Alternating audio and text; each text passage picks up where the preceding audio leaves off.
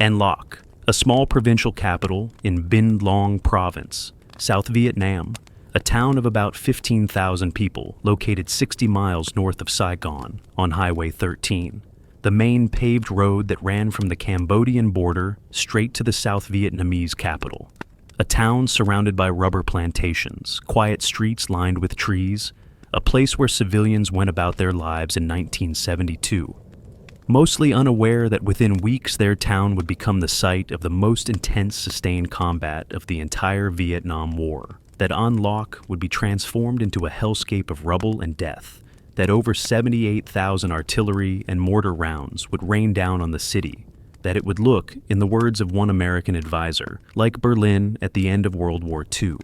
This is the story of the Siege of An Loc, a 66-day battle from April through June of 1972, where approximately 6,800 South Vietnamese soldiers and a handful of American advisors held off 3 entire North Vietnamese divisions, supported by tanks and massive artillery, where the defenders were outnumbered more than 5-1, where the city was surrounded and cut off from ground resupply, where survival depended entirely on air support and aerial resupply, where South Vietnamese soldiers fought with a courage and determination that would be largely ignored by American media and historians, where a victory that saved Saigon from direct attack would be forgotten in the narrative of American defeat in Vietnam. By 1972, the American war in Vietnam was winding down. The policy of Vietnamization, turning the war over to South Vietnamese forces while American troops withdrew, had been in effect since '69. American combat units had mostly left South Vietnam. Troop strength had declined from over 500,000 at the peak to 69,000 by early '72, and those remaining were mostly advisors and support, personnel rather than infantry battalions conducting operations. The American public had lost interest in the war, wanted the troops home, didn't care much about what happened to South Vietnam after American forces left. President Richard Nixon was running for re-election in '72. His strategy for Vietnam was to withdraw American forces while hoping that South Vietnamese forces could defend their country with American air support and equipment.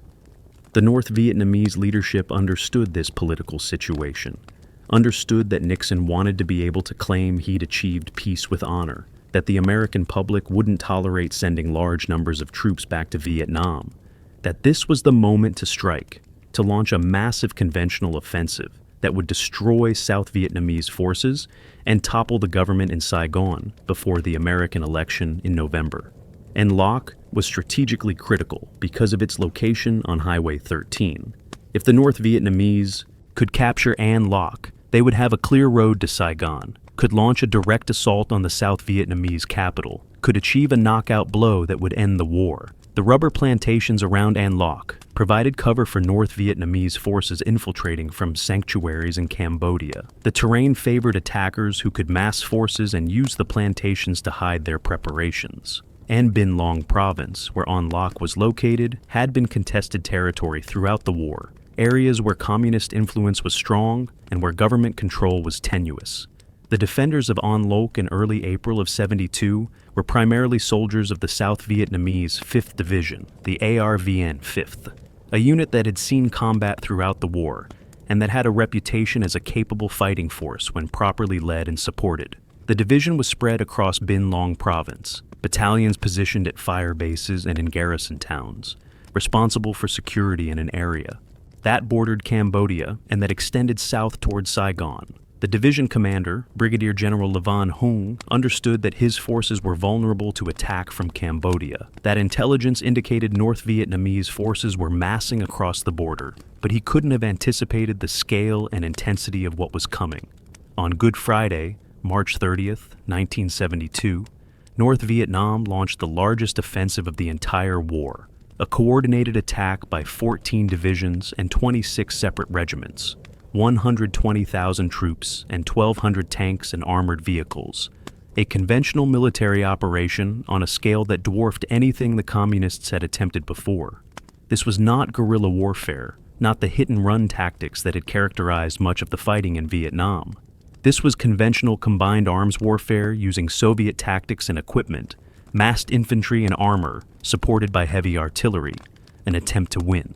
the war through military victory rather than through protracted insurgency.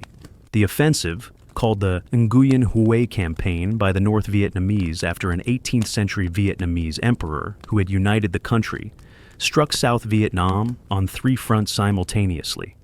In the north, three divisions attacked across the demilitarized zone toward Quang Tri and Hue, overwhelming the inexperienced South Vietnamese 3rd Division and threatening to cut South Vietnam in half. In the central highlands, three more divisions attacked from Laos toward Con Tum, attempting to seize that strategic city and drive a wedge between the northern and southern regions of South Vietnam. And in the south, three divisions crossed from Cambodia into Binh Long Province, heading for An Loc and ultimately for Saigon itself. The offensive was designed by General Vo Nguyen Giap, the legendary North Vietnamese commander who had defeated the French at Dien Bien Phu in '54 and who had planned the Tet Offensive in '68. Giap understood that conventional military victory was now possible because American ground forces had withdrawn, because South Vietnamese forces would have to fight without the massive American infantry presence that had been in Vietnam during the mid and late '60s, because American air power alone might not be sufficient to stop a coordinated multi-division assault. Giap's strategy was to destroy as many South Vietnamese forces as possible, to seize and hold key cities and provincial capitals, to demonstrate that the Saigon government couldn't defend the country, and to establish a position of strength for negotiations. The North Vietnamese also calculated that an offensive in '72 would have maximum political impact in the United States. President Nixon was seeking re-election, and his Vietnam policy was central to his campaign. If South Vietnam collapsed, or if massive American military intervention was required to prevent collapse, Nixon's credibility would be destroyed and his re-election would be threatened. The North Vietnamese hoped that even if they didn't achieve complete military victory, they could force concessions in negotiations, could embarrass Nixon, could accelerate American withdrawal, could strengthen their position for the final phase of the war that everyone knew was coming when American support ended completely. The equipment the North Vietnamese used in the Easter Offensive was sophisticated and modern by the standards of the war. T-54 medium tanks with 100mm guns and heavy armor that South Vietnamese infantry weapons couldn't penetrate. PT-76 light amphibious tanks that could cross rivers and operate in wet terrain. 130mm artillery pieces with ranges that exceeded anything the South Vietnamese had. ZSU-57-2 tracked anti-aircraft guns that could shred helicopters and low-flying aircraft. SA-7 Strela shoulder-fired heat-seeking anti-aircraft missiles that pilots had never encountered before, and that made flying close air support missions exponentially more dangerous. The North Vietnamese had spent years building up supplies in sanctuaries in Cambodia and Laos, had positioned ammunition and fuel and equipment where they could support sustained operations, had infiltrated troops down the Ho Chi Minh Trail, and had trained them in combined arms tactics, had prepared for this offensive with a thoroughness and scale that intelligence analysts had underestimated. When the attack began on March 30th, when the artillery barrages started, and when the tanks rolled south across the DMZ and out of Cambodia and Laos, the South Vietnamese forces were caught off guard by the intensity and by the enemy's capability to conduct sustained conventional operations. In Binh Long Province, the North Vietnamese 5th, 7th, and 9th Divisions, approximately 36,000 troops organized into infantry regiments with attached tank and artillery units, began crossing from Cambodia. On April 5th, their first objective was Loc Ninh, a district town about 20 miles north of An Loc, right on the Cambodian border, defended by about 2,000 South Vietnamese troops from the 9th Regiment of the 5th ARVN Division and local militia forces. The attack on Loc Ninh began with massive artillery bombardment, hundreds of rounds falling on the town and on the fire bases around it, followed by coordinated tank and infantry assaults that overwhelmed the defenders. The fighting at Loc Ninh lasted 2 days. The South Vietnamese soldiers fought hard, called in American air support, inflicted casualties on the attackers. But the sheer weight of the North Vietnamese assault, the tanks crashing through defenses, the continuous artillery fire, the numerical superiority of the attackers made the outcome inevitable.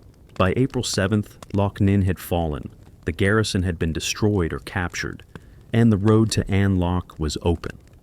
As Loc Ninh was falling on April 7th, the North Vietnamese 7th Division moved to cut Highway 13 south of An Loc, establishing blocking positions that would prevent reinforcement from Saigon and that would isolate An Loc from ground resupply. At the same time, the 9th Division moved to seize Quan Loi Airfield, a small airstrip just 2 miles northeast of An Loc that was critical for resupply and for medical evacuation. By April 9th, Quan Loi had been captured, and Highway 13 was blocked, and An Loc was surrounded, cut off, dependent entirely on helicopters and transport aircraft for supplies and for getting wounded soldiers out to hospitals.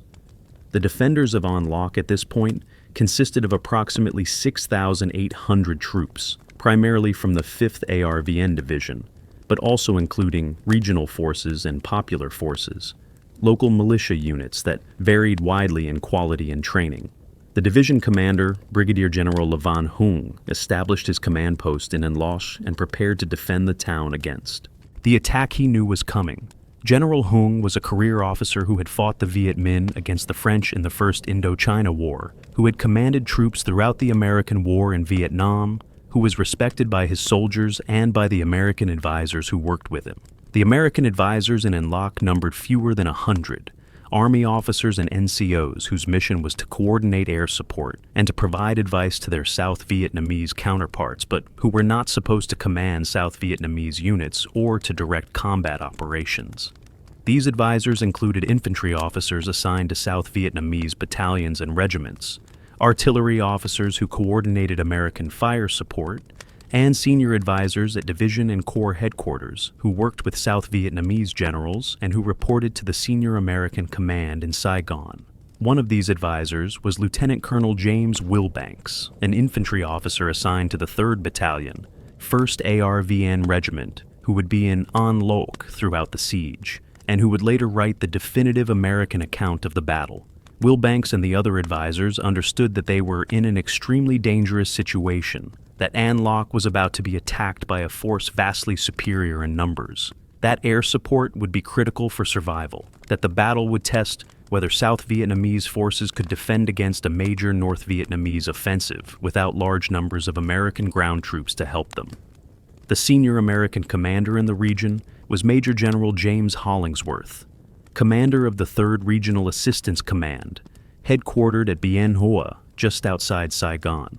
Hollingsworth was a legendary figure, a World War II tank commander who had served under George Patton, known for his aggressive leadership and his profane radio transmissions, and his absolute conviction that American air power could defeat any enemy if properly employed.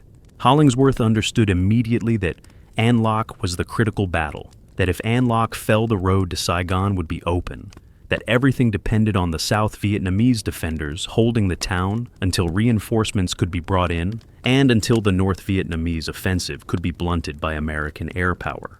On April 9th, as the noose tightened around An Loc, Hollingsworth recommended to Lieutenant General Nguyen Van Minh, the South Vietnamese the 3rd Corps commander, that the 1st Airborne Brigade be airlifted into An Loc to reinforce the garrison.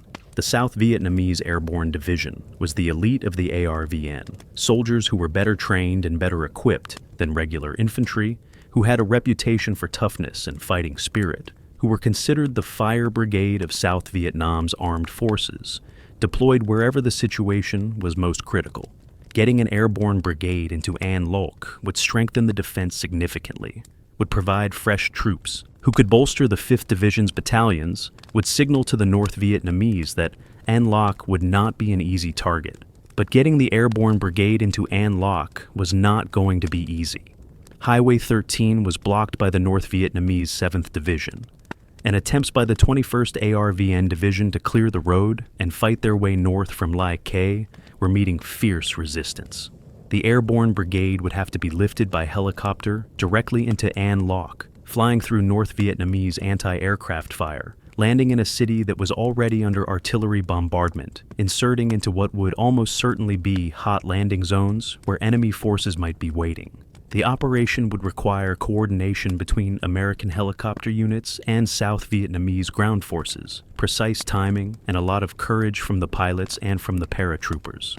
In the early morning of April 13, 1972, the North Vietnamese launched their main assault on An Loc. The attack began at dawn with a massive artillery barrage, hundreds of guns and mortars and rocket launchers firing on the town, shells screaming in and exploding among the buildings, the sound deafening, the ground shaking from the impacts, defenders taking cover in bunkers and in buildings, and in any hole or ditch that offered protection from the steel flying through the air. The barrage lasted for hours, a sustained pounding that destroyed buildings, that set fires, that killed and wounded soldiers and civilians, that was designed to soften the defenses and to create chaos and fear before the ground attack began. After dawn, when the artillery barrage was still ongoing, the North Vietnamese began their tank and infantry assault from the northeast. T-54 tanks, Soviet-made medium tanks with thick armor and 100mm main guns, rolled down the main street of An Loc, their treads crushing rubble, their guns firing at buildings where defenders might be hiding, their machine. Guns spraying fire ahead of them. PT-76 light tanks followed, moving faster. Providing support for the infantry who advanced behind the armor, North Vietnamese soldiers in their distinctive pith helmets and khaki uniforms, carrying AK-47 rifles and RPG rocket launchers, moving forward under covering fire from their tanks and from artillery that continued to pound the southern part of the town. Many of the South Vietnamese defenders had never seen tanks in combat before. The sight of these armored monsters advancing down the street, seemingly invulnerable to small arms fire, firing their main guns and machine guns, was terrifying.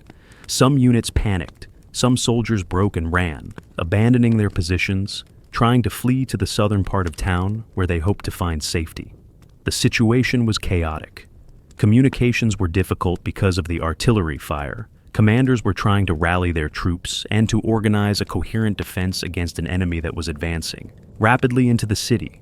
But not everyone panicked. An ARVN soldier with an M72 Law, a light anti-tank weapon that was a disposable tube that fired a rocket-propelled grenade, managed to knock out one of the lead T-54 tanks, hitting it in the side where the armor was thinner, causing a catastrophic explosion that sent the turret flying through the air, that killed the crew instantly, that stopped the tank column's advance, and created an obstacle that the tanks behind had to maneuver around.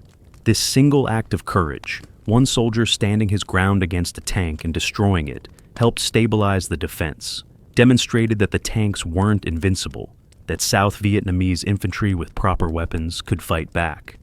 American helicopters responded to the attack, AH-1 Cobra gunships flying into An Loc under intense anti-aircraft fire, searching for targets, engaging the North Vietnamese tanks and infantry with rockets and machine guns and newly delivered TOW anti-tank. Missiles. Major Larry McKay, commander of F Battery, 79th Artillery, flying as a gunner in a Cobra with Pilot Chief Warrant Officer Barry McIntyre, spotted North Vietnamese tanks advancing into the city and conducted a diving attack, firing TOW missiles at the lead tank from close range, blowing the turret off in a massive explosion, blocking the advance and trapping the tanks behind it. Throughout April 13th, Cobra crews destroyed 5 tanks and 21 supply vehicles, helping to blunt the North Vietnamese attack and preventing them from overrunning the city in the first assault. The fighting on April 13th raged house to house, street to street, South Vietnamese soldiers defending buildings and intersections, falling back when enemy pressure was too great, counterattacking when they could, calling for American air support to hit enemy concentrations. F-4. Phantom jets screamed overhead, dropping bombs and napalm on North Vietnamese positions, the napalm creating walls of flame that consumed everything in their path, the bombs creating craters and destroying buildings and killing anyone nearby.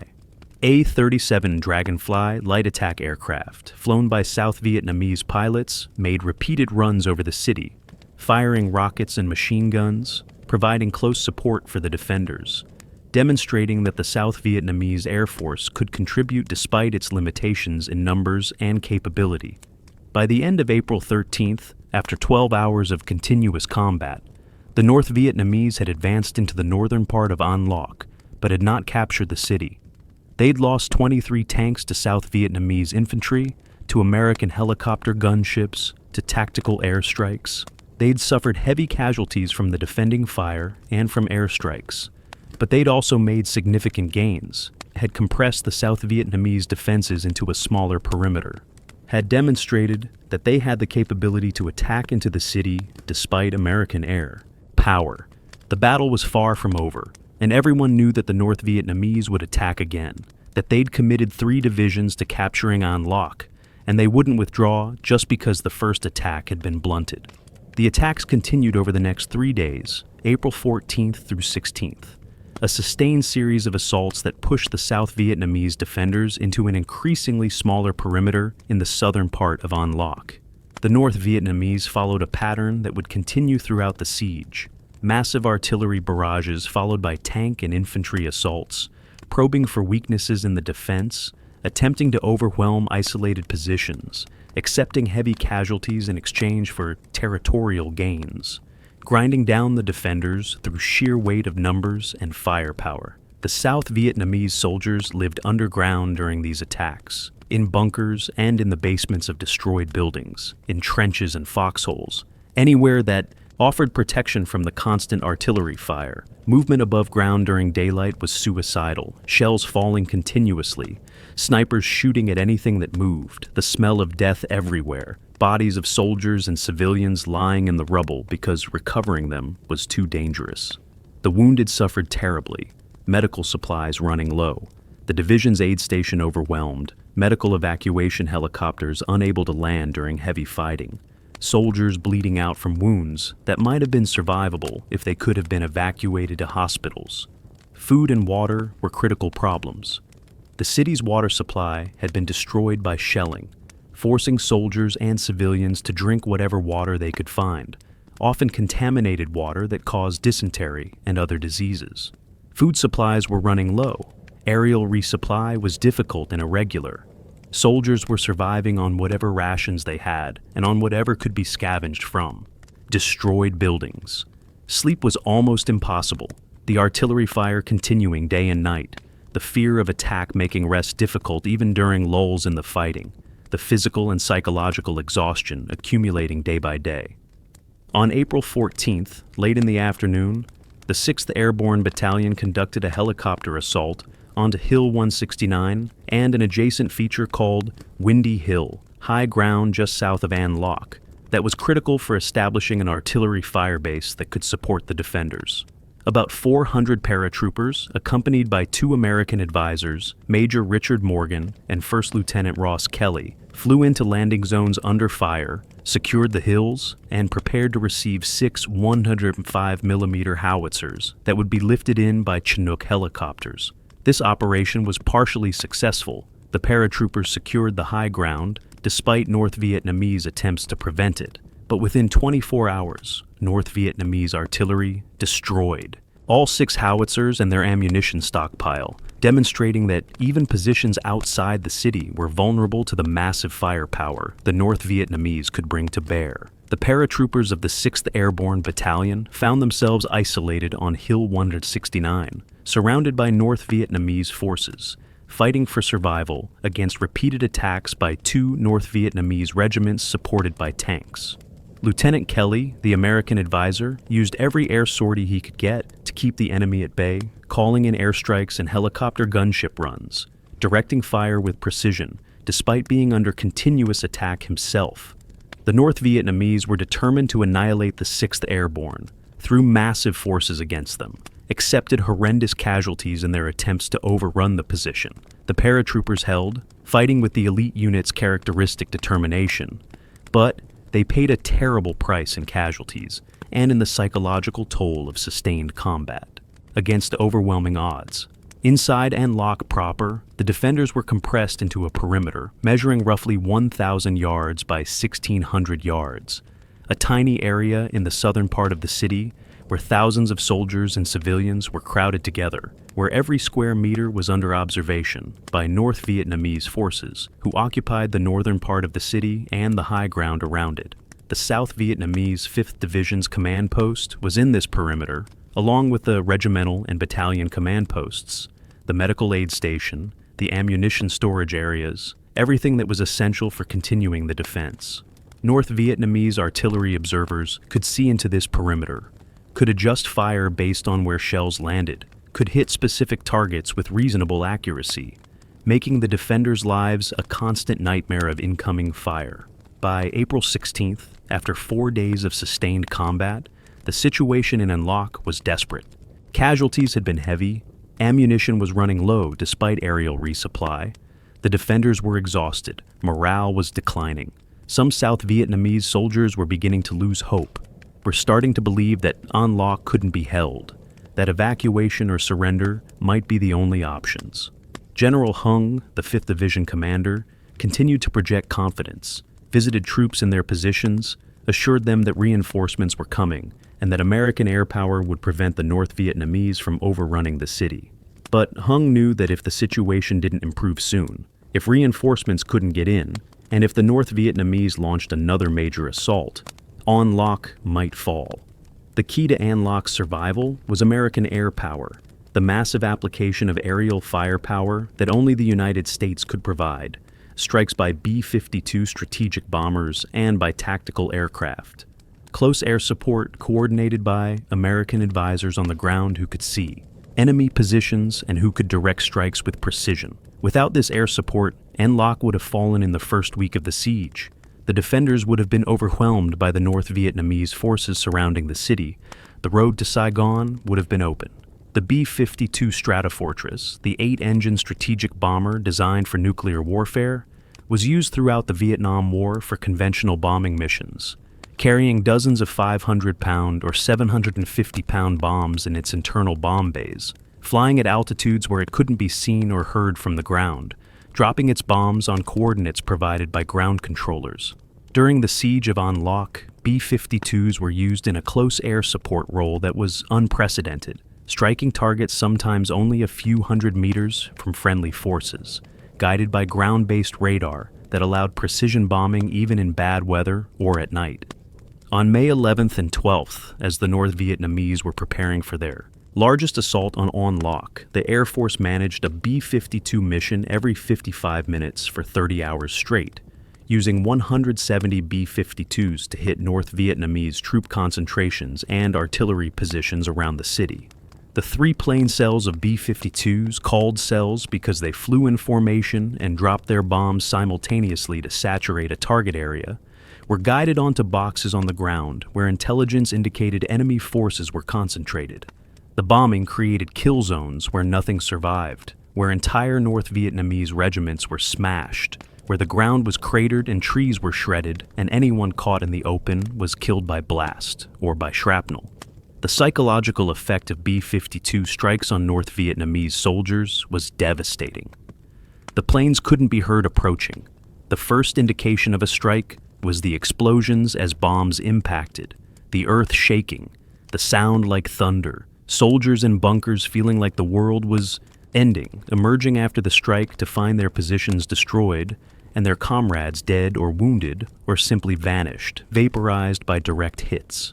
North Vietnamese prisoners captured after B-52 strikes described the terror of sitting in bunkers waiting to die, the helplessness of being unable to see or shoot at the aircraft delivering the bombs, the psychological trauma that made some soldiers desert or refuse to fight.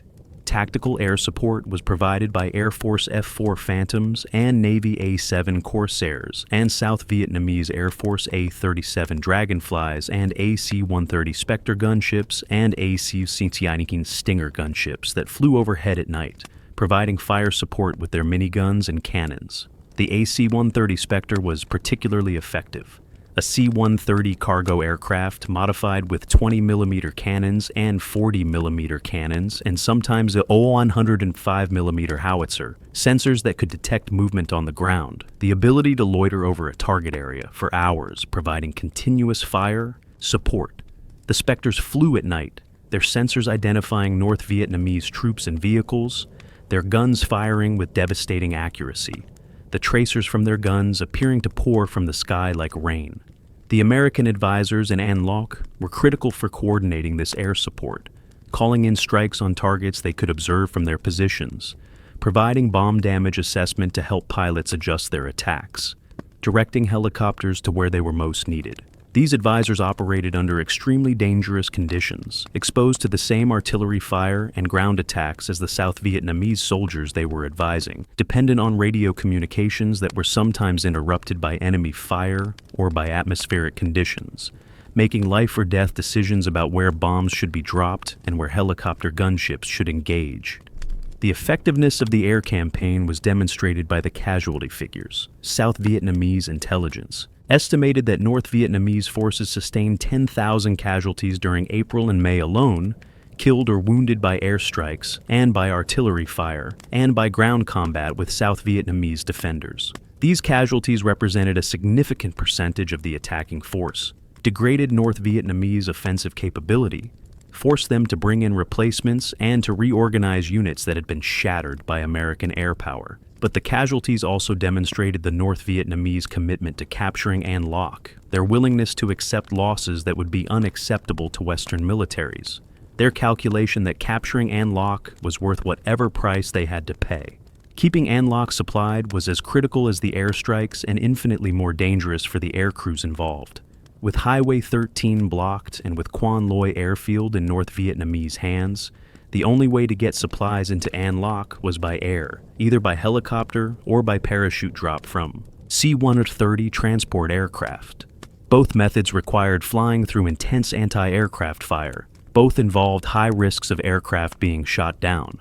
Both required courage from pilots and crews who flew mission after mission, knowing that each flight might be their last. Helicopter resupply missions were conducted primarily by UH-1 Huey utility helicopters, the workhorses of the Vietnam War, flying in under Cobra gunship escort, attempting to land in the tiny perimeter where the defenders were concentrated, offloading supplies and taking on wounded for medical evacuation, getting back out before enemy fire could destroy them. The landing zones in An Loc were hit by artillery regularly, meaning that helicopters had to time their approaches to land during lulls in the shelling, that they had to minimize time on the ground, that crews had to work frantically to get supplies off and wounded on before North Vietnamese gunners could adjust fire onto the landing zone. C-130 Hercules cargo. Aircraft conducted high-altitude parachute drops, flying at altitudes above small arms range, releasing pallets of supplies attached to parachutes that would drift down into An Loc, hopefully landing inside the perimeter where South Vietnamese soldiers could recover them. These drops were conducted during daylight and during darkness, required precise navigation and timing, were affected by winds that could blow parachutes off course and into North Vietnamese-held areas where the supplies would be lost. The C-130 crews faced anti-aircraft fire during their approach runs, faced the possibility of being hit by 37mm or 57mm shells that could destroy their aircraft. Flew their missions, knowing that every flight over An Loc was potentially fatal. The supplies dropped or delivered by helicopter included ammunition, the most critical item, hundreds of thousands of rounds of rifle and machine gun ammunition, artillery shells for the howitzers that were still operational, mortar rounds, rockets for the law, anti-tank weapons that were so effective against T-54 tanks. Medical supplies were also critical. Bandages and plasma and antibiotics and morphine for the wounded. Supplies that ran out quickly, given the casualties the defenders were suffering. Food and water, always in short supply, pallets of sea rations and containers of water that never seemed to be enough for the thousands of troops and civilians trapped in the perimeter. The air crews who flew these missions were American and South Vietnamese, Air Force and Army pilots, fixed-wing and helicopter crews, men who flew day after day into one of the most dangerous air defense environments in Vietnam. Some of them were shot down, aircraft hit by anti-aircraft fire, crashing in or near An Loc, crews killed or captured by the North Vietnamese. The losses were accepted as the cost of keeping An Loc supplied, as necessary sacrifices to ensure that the defenders could continue fighting. But each loss was felt by the units that flew the missions. Each memorial service was a reminder of the dangers they faced every time they took off. By mid-May, the aerial resupply system was functioning reasonably well, despite the dangers. Enough supplies were getting through to keep the defenders fighting, Wounded were being evacuated despite the risks. The Air Force had developed procedures and tactics that reduced losses while maintaining the flow of supplies. But the system was never perfect. Supplies sometimes landed in North Vietnamese-held areas. Helicopters were shot down or damaged. Bad weather sometimes prevented flights for days at a time. The defenders in An Loc were always on the edge of running out of something critical, always dependent on the courage of air crews they never saw, always aware that if the aerial resupply was interrupted for any significant period, the battle would be lost. What was it like to be a South Vietnamese soldier defending An Loc during those 66 days of siege?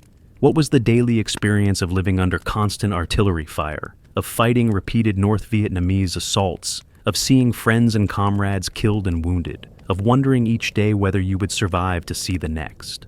The American advisors who were there wrote accounts of the battle, but the South Vietnamese soldiers who did most of the fighting and dying rarely had their stories told, their experiences largely forgotten in the American narrative of Vietnam. The defenders lived underground, in bunkers dug into the earth and reinforced with timber or sandbags or whatever materials could be scavenged from destroyed buildings. Bunkers that provided protection from artillery fragments, but that could be collapsed by direct hits from large caliber shells. The bunkers were hot and airless, cramped spaces where soldiers sat in darkness waiting for the next attack, where they tried to sleep despite the constant noise of artillery fire, where they heated sea rations over small fires and ate food that all tasted the same and that never satisfied their hunger.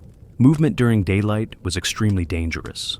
North Vietnamese observers could see into the perimeter from the high ground around An Loc, could call in artillery fire on anything that moved, could direct sniper fire at soldiers who exposed themselves. Resupply of forward positions, evacuation of wounded, movement of ammunition, all had to be done at night or during brief lulls in the shelling, soldiers crawling through rubble and through trenches, dragging supplies or wounded men, moving as quietly as possible to avoid drawing fire. The smell of death was everywhere. Bodies of soldiers and civilians killed by artillery fire or in ground combat, corpses that couldn't be recovered because of enemy fire, bodies decomposing in the tropical heat. The stench making soldiers gag, but becoming so constant that they eventually stopped noticing it. One South Vietnamese soldier remembered the agonizing screams of the wounded and dying, remembered bodies and body parts blown around the area, hanging from tree limbs or lying on roofs of houses, remembered the psychological impact of constant exposure to death and mutilation. The civilians trapped in An Loc suffered even more than the soldiers. Approximately 15,000 civilians had been in the town when the siege began. Families who hadn't been evacuated before the North Vietnamese surrounded the city. People who now found themselves trapped in a combat zone with no way to escape. These civilians sheltered in whatever buildings hadn't been destroyed, in cellars and bunkers, trying to survive the artillery fire and the fighting, sharing the soldiers' fear and hunger and hopelessness. Some civilians were killed by the shelling, collateral casualties of a battle they had no part in and no control over. Some died of disease or starvation, unable to get medical care or adequate food.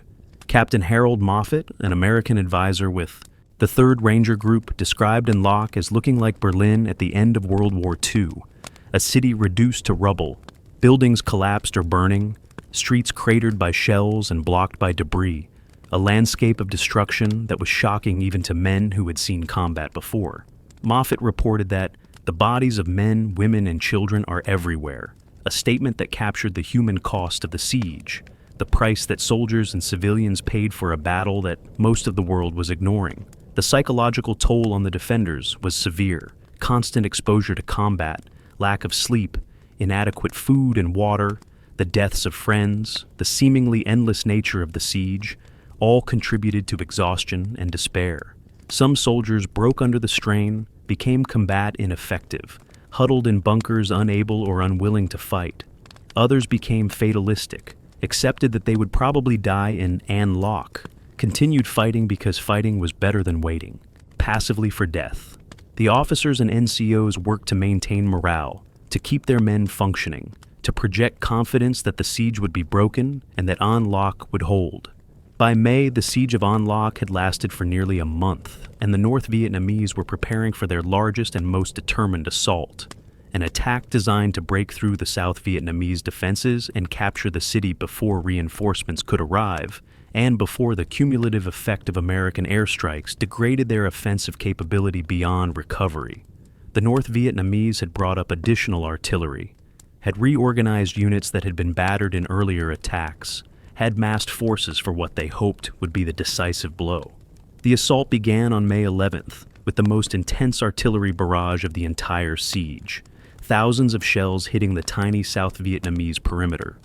Explosions so continuous that individual impacts couldn't be distinguished, the roar of the bombardment audible for miles, soldiers in their bunkers praying that they would survive, that a shell wouldn't score a direct hit on their position, that the bombardment would end before their bunkers collapsed, or before they went mad from the noise and the terror.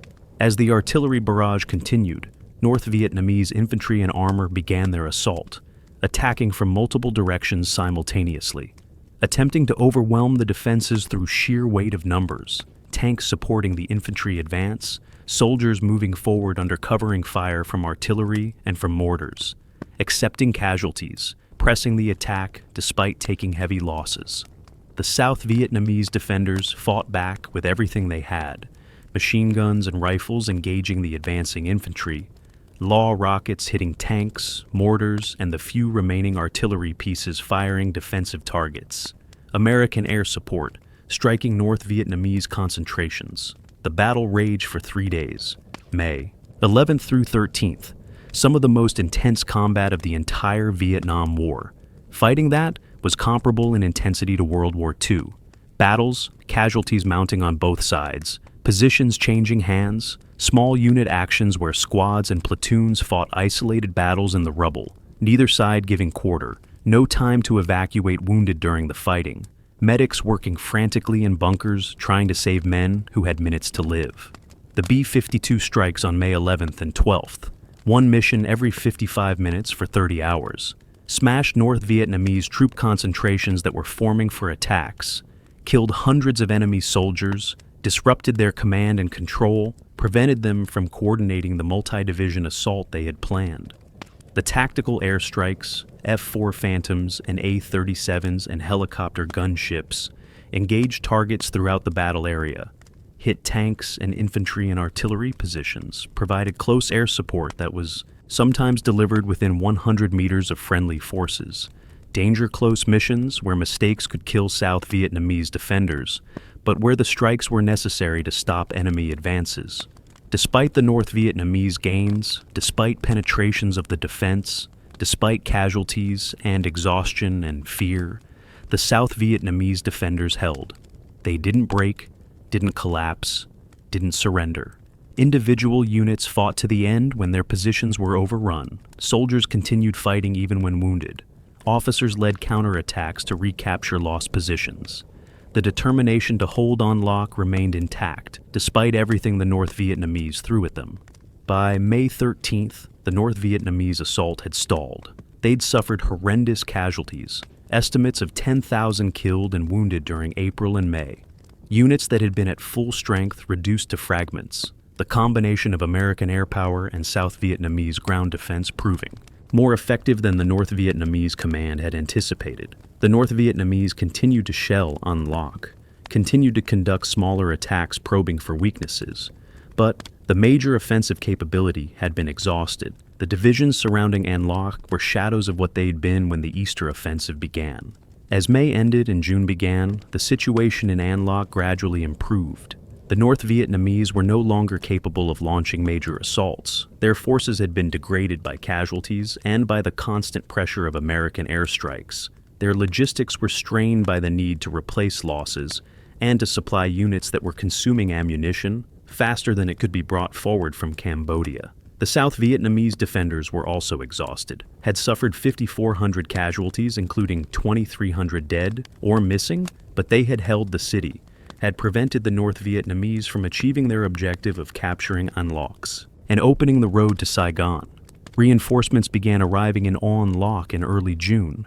Fresh troops lifted in by helicopter to replace the battered 5th Division units that had borne the brunt of the fighting. On June 11th, South Vietnamese Air Force helicopters began bringing replacements into the city, and between June 13th and 14th, American Army Chinook helicopters lifted 1,400 fresh troops into An Loc, soldiers from the 18th Division who would help defend the city and eventually participate in operations to push the North Vietnamese back and to reopen Highway 13. On June 18th, President Nguyen Van Thieu declared the siege of An Loc broken. The declaration was somewhat premature. North Vietnamese artillery continued to hit the city. Enemy forces still held blocking positions on Highway 13. The ground lines of communication weren't yet open. But the crisis had passed. The immediate threat to Saigon had been eliminated. The North Vietnamese had been defeated at An Loc, even if they hadn't been driven completely out of Binh Long province. The cost of the 66-day siege was staggering. The South Vietnamese defenders had suffered 5,400 casualties, including 2,300 dead or missing, from a force that had numbered about 6,800 at the beginning. This was a casualty rate of approximately 80%, losses that would have destroyed lesser units, a toll that demonstrated the intensity of the fighting and the courage of the defenders. Many of the American advisors had been wounded at least once during the siege, some multiple times, some earning Purple Hearts with oak leaf clusters indicating second and third wounds. The North Vietnamese casualties were even higher. Intelligence estimates indicated over 10,000 casualties during April and May alone, with additional losses in June as South Vietnamese forces began pushing out from An Loc and as American airstrikes continued, hitting North Vietnamese positions. 3 of North Vietnam's finest divisions, the 5th and 7th and 9th, had been virtually destroyed, would require months to rebuild, and would never fully recover their combat effectiveness. Approximately 400 tanks and armored vehicles had been destroyed during the Easter offensive, losses that represented a significant percentage of North Vietnam's armored capability, and that wouldn't be fully replaced until China and the Soviet Union provided new equipment. The city of An Loc itself was destroyed. 78,000 artillery and mortar rounds had fallen on the town during the siege, a level of bombardment that was comparable to the shelling of cities during World War I and World War II. Buildings had been reduced to rubble, streets were cratered, trees were shredded, unexploded ordnance was everywhere. Mines and booby traps left by both sides made movement dangerous even after the fighting ended. The civilian population had suffered terribly, hundreds killed, thousands homeless. The town that had been their home no longer existed in any meaningful sense. But An Loc had held. Saigon had been saved from direct attack. The Easter offensive had been stopped. And South Vietnamese forces, with American air support and with American advisors, had demonstrated that they could defend against a major North Vietnamese conventional offensive, that Vietnamization wasn't a complete failure, that there was at least some justification for Nixon's policy of turning the war over to South Vietnamese forces, while American troops withdrew. While the siege of An Loc was ongoing, South Vietnamese forces had been fighting to clear Highway 13 and to reopen the ground lines of communication between Saigon and An Loc. This fight, less publicized than the siege itself, but equally important strategically, involved the 21st ARVN Division fighting north from Lai Key, attempting to break through the North Vietnamese 7th Division's blocking positions, establishing fire bases along the highway that could protect convoys, slowly grinding forward against determined resistance. The 21st Division's advance was agonizingly slow. The North Vietnamese had established strong defensive positions along Highway 13, bunkers and trenches and minefields, artillery positioned where it could hit the highway and the approaches to it, tanks in hold-down positions where they could engage South Vietnamese armor while being protected by terrain. Every kilometer of advance required combat, required clearing enemy positions, required casualties, required American air support to suppress enemy defenses and to destroy fortifications that couldn't be taken by ground assault alone.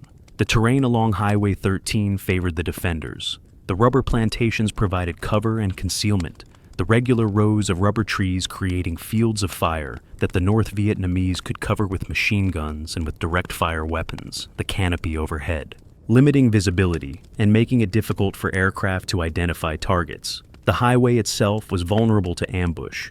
Convoys had to move slowly, couldn't bypass obstacles without leaving the road and risking mines or getting stuck in the soft ground of the plantations. By June, the 21st Division had made significant progress, had fought to within a few kilometers of An Loc, had established fire bases that could provide artillery support for the defenders, and that could cover the final stretch of highway. South Vietnamese engineers began clearing mines and repairing damaged bridges, preparing the road for use by supply convoys, working under fire from North Vietnamese artillery and from snipers, who remained in the area despite the division's advance.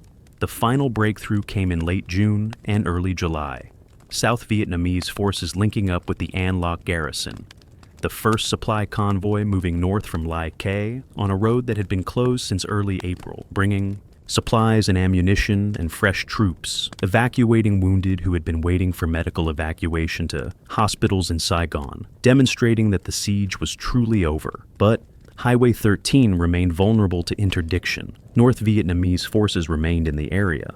The threat of renewed fighting continued, and it would be months before the road could be considered secure.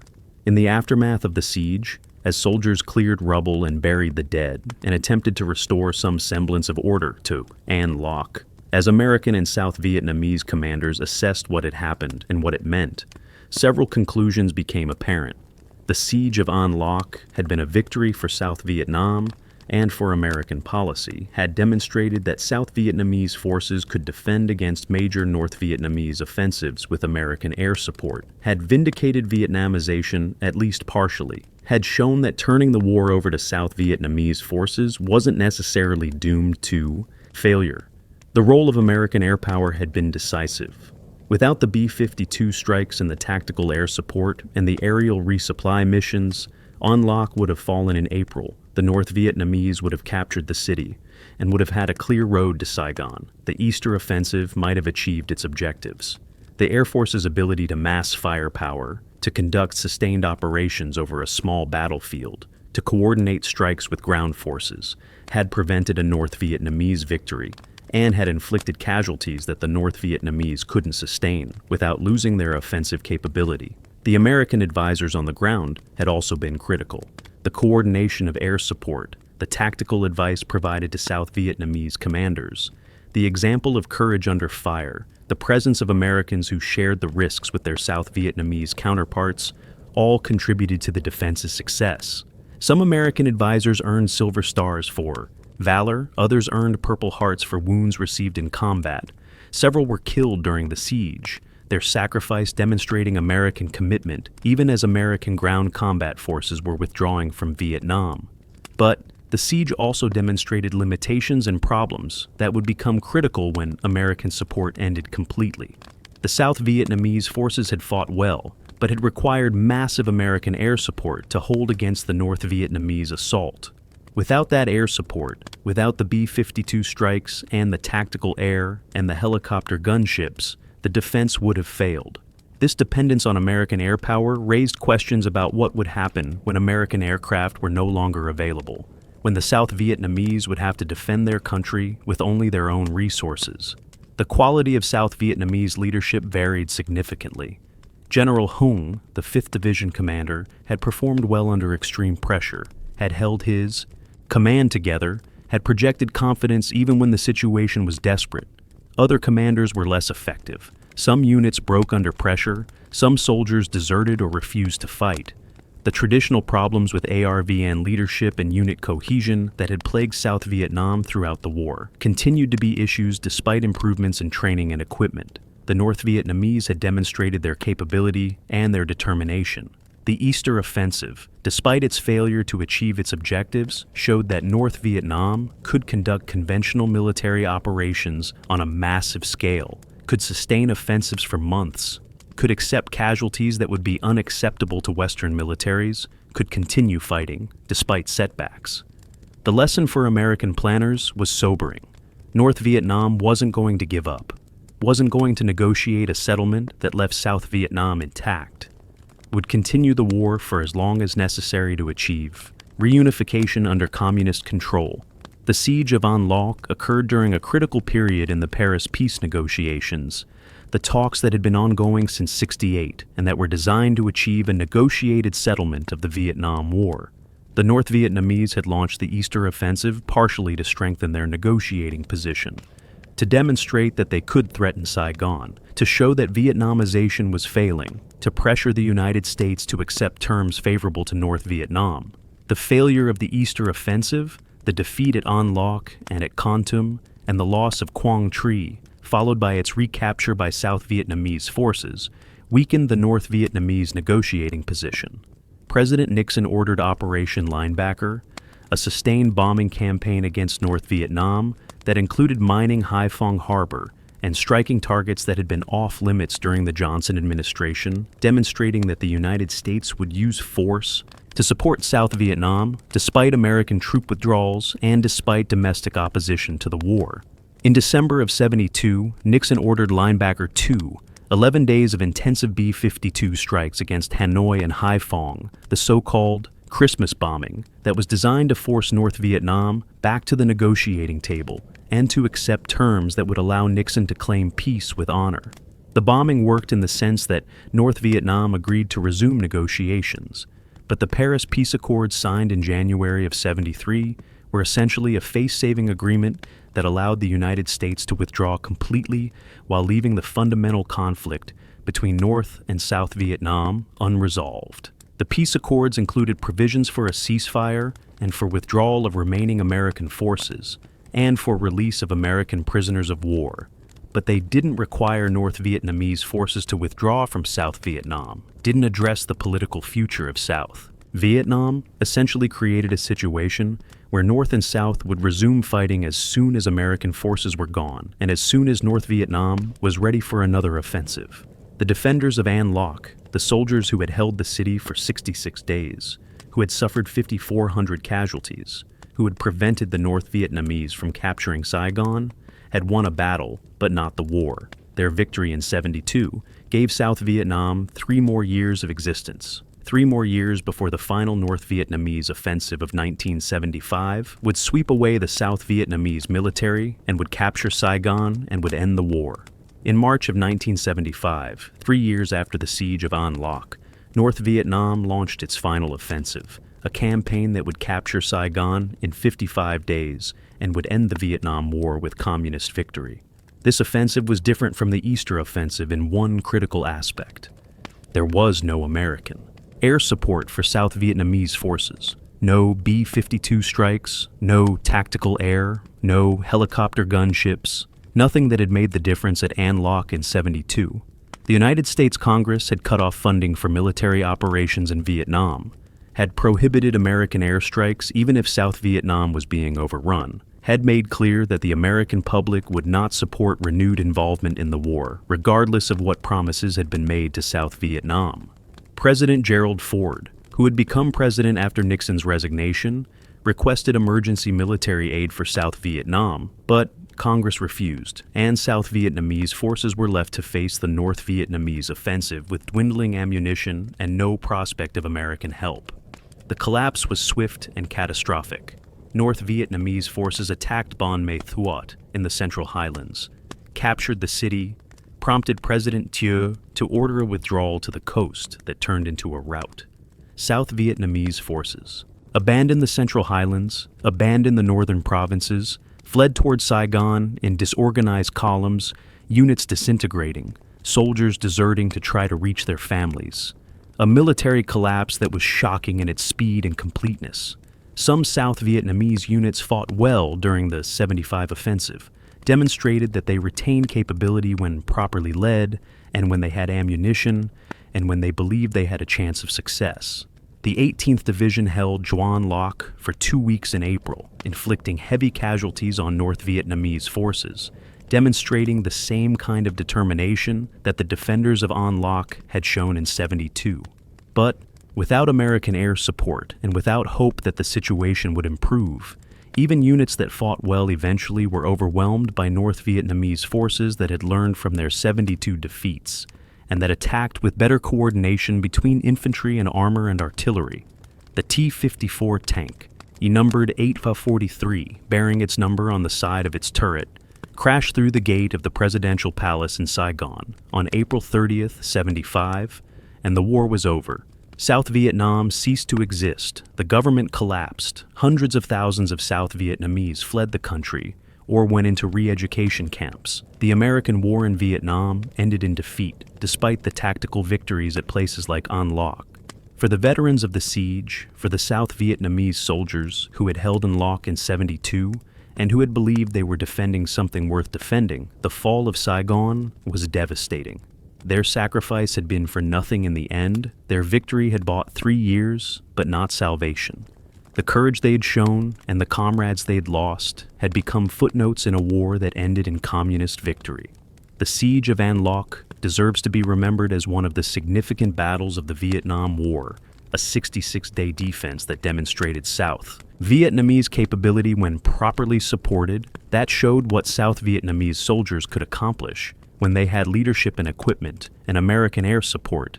That was a genuine victory at a time when victories in Vietnam were rare and when American public opinion had turned against the war completely.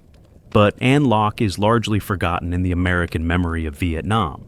The battle occurred in '72, when American ground forces had mostly left Vietnam, when American media had lost interest in covering the war, when the American public wanted to forget about Vietnam and move on. The sacrifices of the South Vietnamese soldiers who defended An Loc, the 5,400 casualties, the 2,300 dead, the civilians who suffered and died during the siege.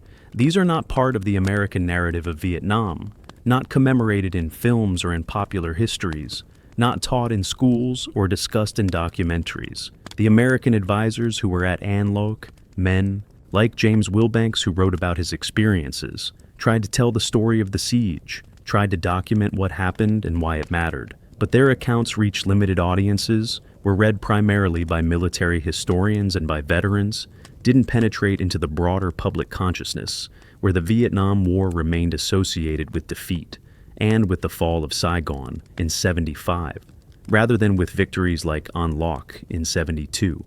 The South Vietnamese veterans of An Loc, the soldiers who survived the siege and who emigrated to the United States after the fall of Saigon, carried their memories with them, told their stories to their children and grandchildren, maintained associations with fellow veterans, commemorated the battle on its anniversaries. But their voices were largely excluded from the American narrative, their service forgotten or dismissed, their courage unrecognized by the country they had fought beside and whose air power had been critical for their survival. The lesson of An Loc, the lesson that should have been learned but that was obscured by the eventual outcome of the war, was that South Vietnamese forces could fight effectively when properly led and equipped and supported, that Vietnamization had some validity as a policy, that turning the war over to South Vietnamese forces wasn't doomed to failure as long as American air support and material support continued. The failure of '75 wasn't inevitable in '72. The collapse of South Vietnam didn't have to happen. The end might have been different if American support had continued. But the American public and Congress had lost the will to continue supporting South Vietnam, had decided that the war was unwinnable regardless of what victories South Vietnamese forces achieved on the battlefield, had concluded that American interests in Vietnam didn't justify the continued cost in money and in the risk of renewed American casualties. The decision to abandon South Vietnam was a political decision driven by domestic considerations, not a military decision based on battlefield realities, and it meant that victories like An Loc ultimately didn't matter. To fully understand the siege of An Loc, we need to understand the weapons and tactics that both sides used, the technical details of how a modern conventional battle was fought in Vietnam in 1972, how the defenders employed their weapons against North Vietnamese attacks, how the attackers used Soviet equipment and tactics in their attempts to capture the city. The siege wasn't just courage and determination, it was also a matter of weapons effectiveness and tactical employment and the specific capabilities that each side brought to the battle. The South Vietnamese defenders were armed primarily with American weapons, M16 rifles that had mostly replaced the older M14s by '72, lighter and easier to handle than the M14, but requiring more maintenance and more careful cleaning to function reliably in Vietnam's humid environment. The M16 fired 5.56mm ammunition at high velocity, tumbling bullets that created devastating wounds, a weapon that was effective at the ranges where most combat in An Loc occurred, house-to-house fighting and street fighting, where engagement distances were measured in meters rather than hundreds of meters.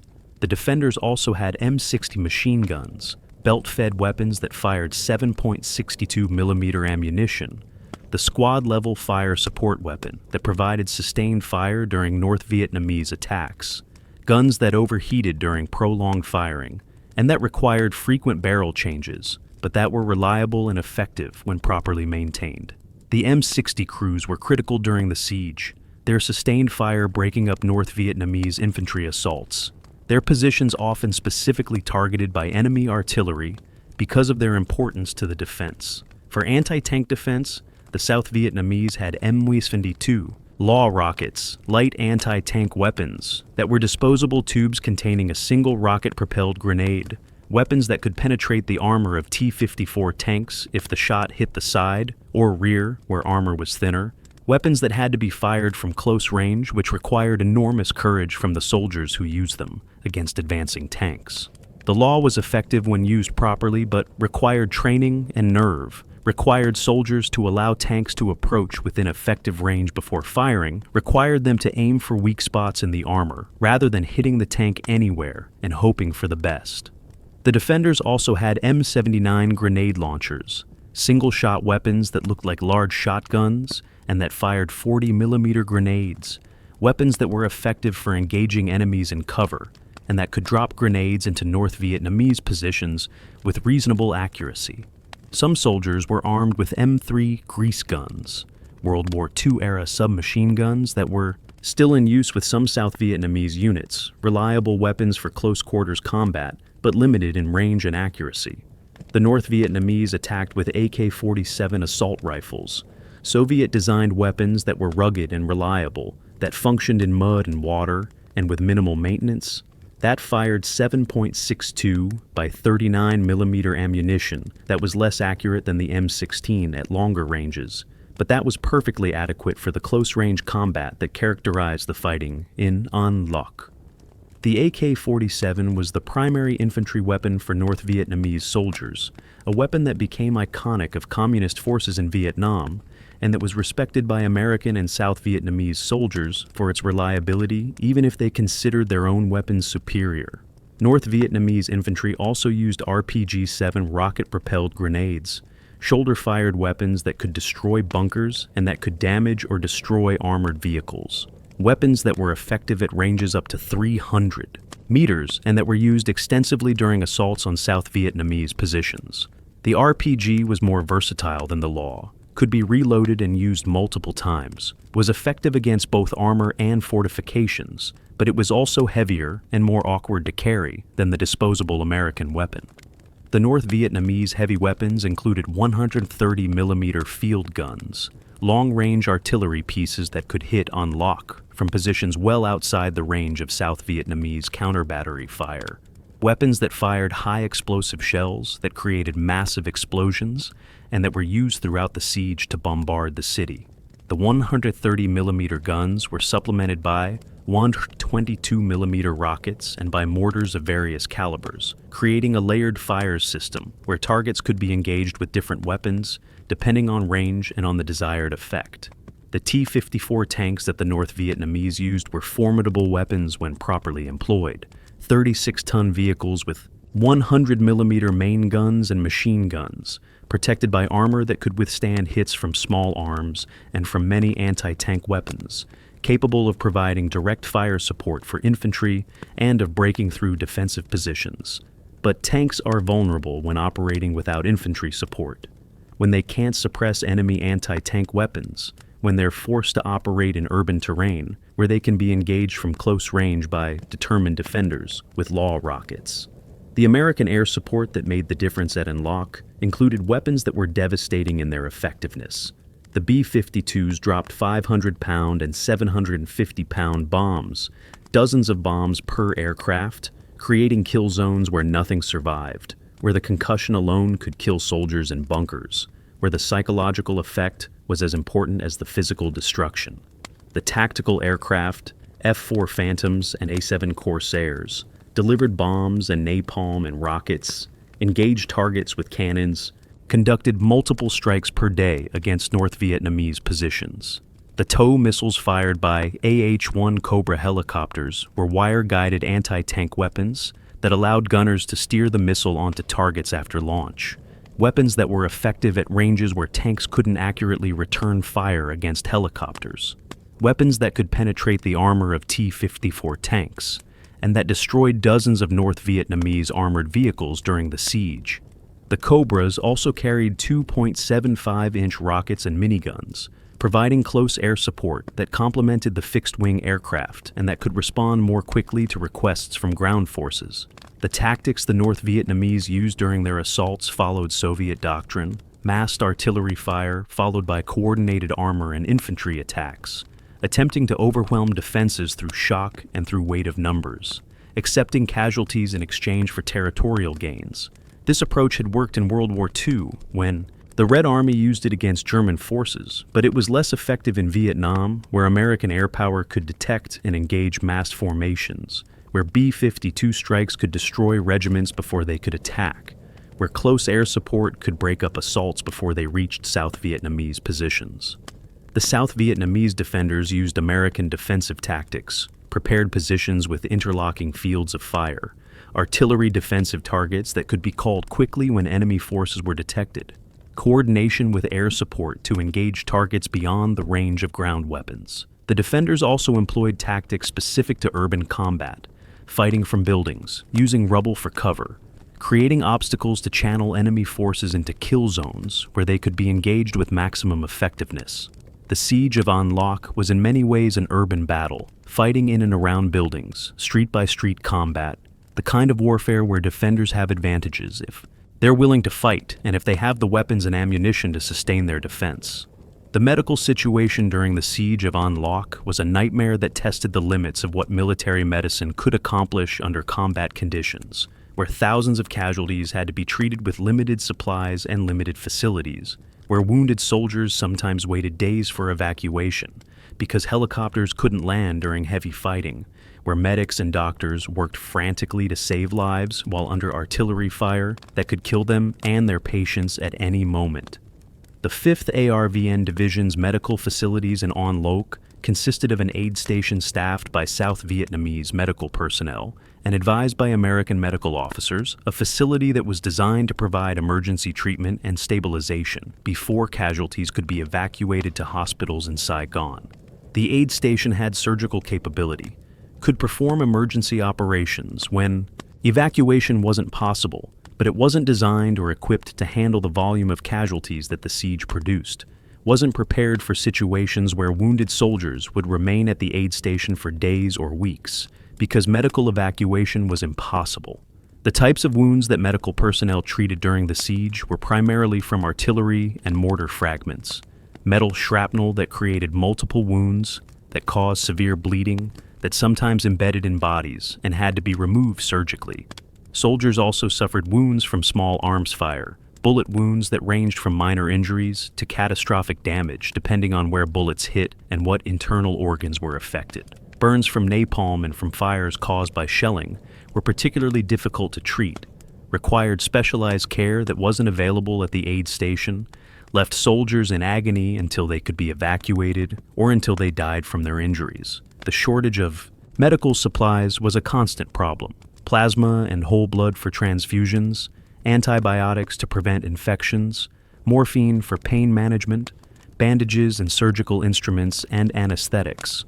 All of these were in short supply. Despite aerial resupply efforts, all of them were consumed faster than they could be replaced given the number of casualties.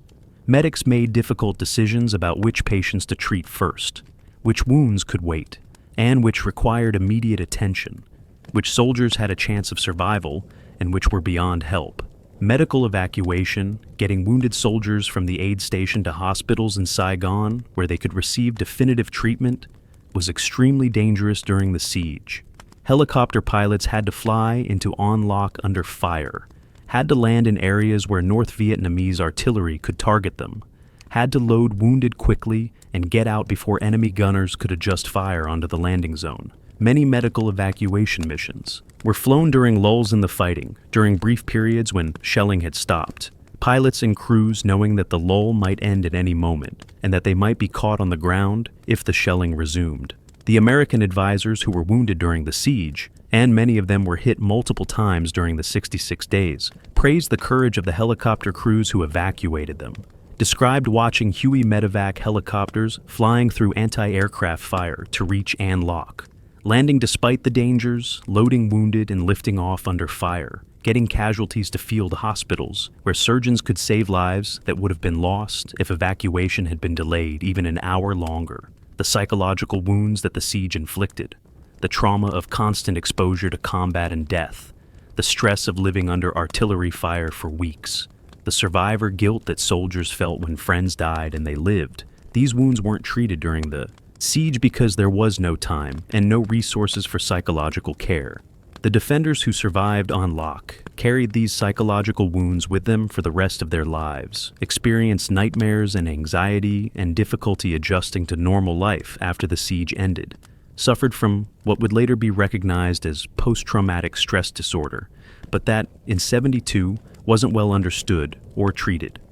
The civilian casualties during the siege added to the medical burden. Civilians wounded by shelling or caught in crossfire were brought to the aid station, children and women and elderly people who had no part in the fighting but who were suffering anyway, people who needed medical care but who had to compete for limited resources with soldiers who were defending the city.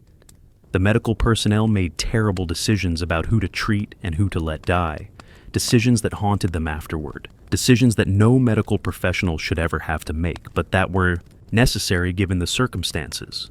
The survival rate for wounded soldiers who were evacuated from An Loc was relatively high compared to other battles in Vietnam, a tribute to the quality of medical care provided at the aid station and at the field hospitals in Saigon, a demonstration of how rapidly evacuating casualties by helicopter could save lives. But many soldiers died of wounds at the aid station, died waiting for evacuation that never came, died because medical supplies ran out, or because their injuries were too severe to be treated in the austere conditions of a combat aid station under siege. The success of the defense of An Loc depended not just on the courage of individual soldiers, but on the quality of leadership at every level, from squad leaders and platoon leaders who led small unit actions in the rubble, to the senior commanders who made strategic decisions about how to employ forces and how to coordinate with American air support. Understanding the siege requires understanding the men who led the defense, their backgrounds and their capabilities, and their decisions under pressure.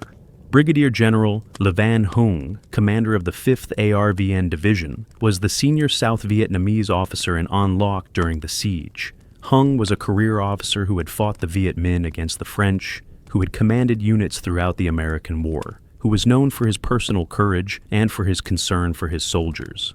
During the siege, Hung visited troops in their positions despite the constant artillery fire, demonstrated by his presence that he shared the dangers with his men, maintained morale through personal example as much as through orders. Hung's command post was hit repeatedly by artillery during the siege, killing and wounding staff officers, but Hung remained in An Loc throughout the battle, refused offers to be evacuated, committed to defending the city regardless of personal risk. Lieutenant General Nguyen Van Minh, commander of the 3rd, Armée de Modifications State, Corps, was Hung's superior and was responsible for all South Vietnamese forces in the region around Saigon, including Binh Long Province.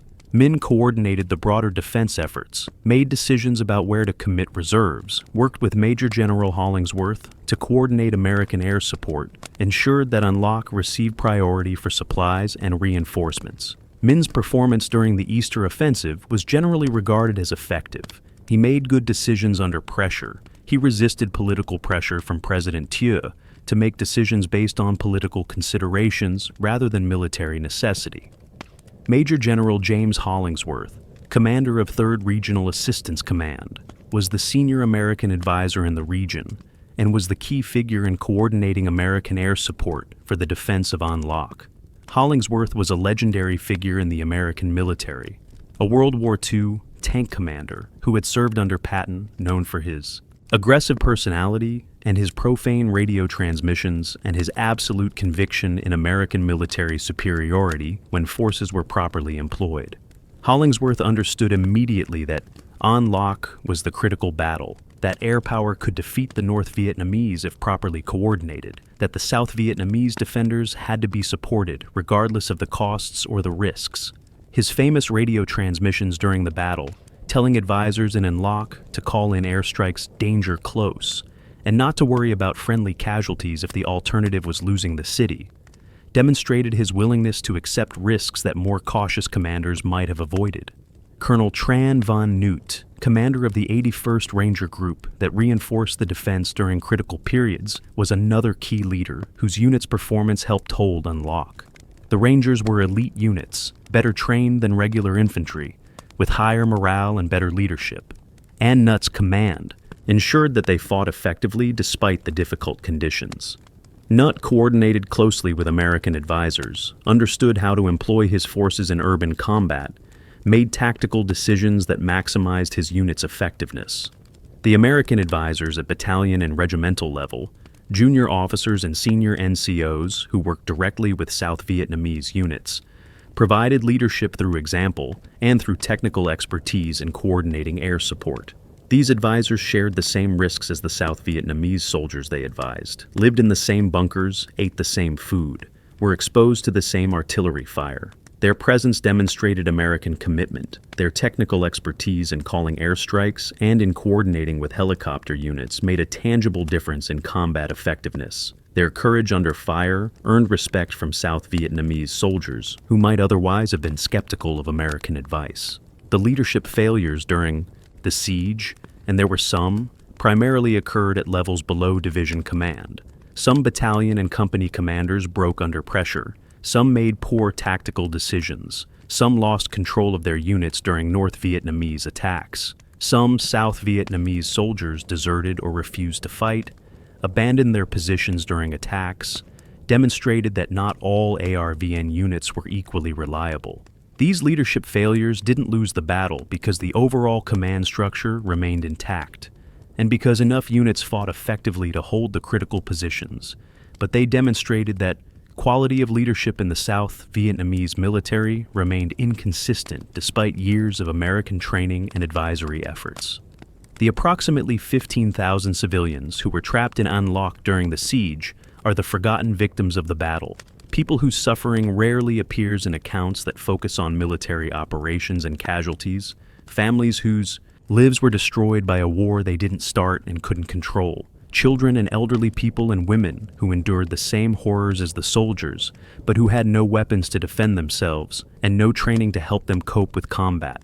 Before the siege began, An Loc was a prosperous town by South Vietnamese standards, a provincial capital where people made their living from the rubber plantations that surrounded the city, where there were schools and markets and all the normal activities of civilian life. Families lived in houses along tree-lined streets. Children played in yards and went to school. People worked and saved money and hoped for better futures. The war had touched An Loc before. There had been Viet Cong activity in the province for years, but the town itself had been relatively secure, and life had gone on more or less normally despite the broader conflict. When intelligence indicated that North Vietnamese forces were massing in Cambodia and that an attack on Binh Long province was imminent, South Vietnamese authorities began evacuating civilians from towns that might be threatened. Some families left An Loc before the siege began, moving south to Saigon or to other areas where they had relatives, taking what possessions they could carry and leaving behind homes and property. But many families stayed, either because they didn't believe the attack would actually occur, or because they had nowhere to go, or because they refused to abandon homes and land that represented everything they owned, or because the evacuation orders came too late and the roads were already cut by North Vietnamese forces. When the siege began on April 13th with the massive artillery barrage, the civilians who remained in An Loc found themselves trapped in a combat zone with no way to escape. They took shelter in whatever buildings offered protection, in basements and in bunkers. Families crowded together in spaces that were hot and airless and dark. Children crying, adults trying to comfort them while being terrified themselves. The constant artillery fire, shells exploding without warning, buildings collapsing, fires spreading through neighborhoods, created a level of fear that is difficult to imagine for anyone who hasn't experienced combat. Food and water became critical problems for civilians even faster than for soldiers. The soldiers had rations from aerial resupply, limited but sufficient to sustain them. Civilians had whatever food they had had in their homes when the siege began, rice and canned goods that ran out after days or weeks, leaving families hungry and desperate. The water supply had been destroyed by shelling, forcing civilians to drink whatever water they could find, often contaminated water from bomb craters or from wells that had been compromised, water that caused disease but that they drank anyway because the alternative was dying of thirst. The deaths of civilians during the siege were numerous but not well documented. Some were killed by artillery fire, hit by shell fragments while trying to move from one shelter to another, caught in buildings that collapsed from direct hits, burned to death in fires that spread through residential areas. Some died of disease, dysentery, and other illnesses caused by unsanitary conditions and contaminated water, illnesses that would have been treatable under normal circumstances, but that were fatal when medical care wasn't available. Some starved, particularly children and elderly people who couldn't survive on the minimal food that was available. The psychological trauma to children who survived the siege is impossible to quantify. Children who spent weeks in dark bunkers listening to shells exploding, who saw their parents killed or wounded, who experienced hunger and thirst and fear at ages when they should have been playing and going to school, carried psychological scars that would affect them for the rest of their lives. Some children became orphans during the siege, lost parents to artillery fire or to disease, were left dependent on relatives or on the overwhelmed social welfare system or on their own resources in a destroyed city where survival was difficult even for adults. After the siege ended, after the North Vietnamese withdrew, and after Highway 13 was reopened, the civilians who survived faced the daunting task of rebuilding their lives in a city that had been destroyed. Their homes were rubble, their possessions were gone, the infrastructure that had supported civilian life had been obliterated. Some families left An Loc permanently, moved to Saigon or to other areas where they could start over, abandoned a town that held too many painful memories. Others stayed and attempted to rebuild, cleared rubble, and constructed makeshift shelters and tried to resume some semblance of normal life despite the devastation around them. The civilian experience at An Loc, the suffering of non-combatants caught in a battle, demonstrated one of the tragic realities of the Vietnam War. The conflict was supposed to be about defending the South Vietnamese people from communist aggression, about protecting their freedom and their way of life. But the methods used to defend them, the massive firepower and the urban combat and the siege warfare, destroyed the lives of the people who were supposedly being protected, created suffering that was as severe as anything the communists might have inflicted, left civilians wondering whether the war was worth fighting when the costs were so high. The siege of An Loc stands as testament to what South Vietnamese forces could accomplish when properly led and supported, as evidence that Vietnamization had validity as a policy, as proof that the eventual fall of South Vietnam wasn't inevitable in '72. But it also stands as tragedy, as example of how tactical victories don't guarantee strategic success, as demonstration of how political decisions can negate military achievements, as memorial to thousands of people whose courage and sacrifice didn't save the country they were trying to defend. An Loc was the battle that saved Saigon for 3 years, but couldn't save it forever. The siege that proved South Vietnamese forces could fight and win, but that ultimately didn't matter when American support ended and when the final North Vietnamese offensive swept away everything that had been defended so courageously in '72.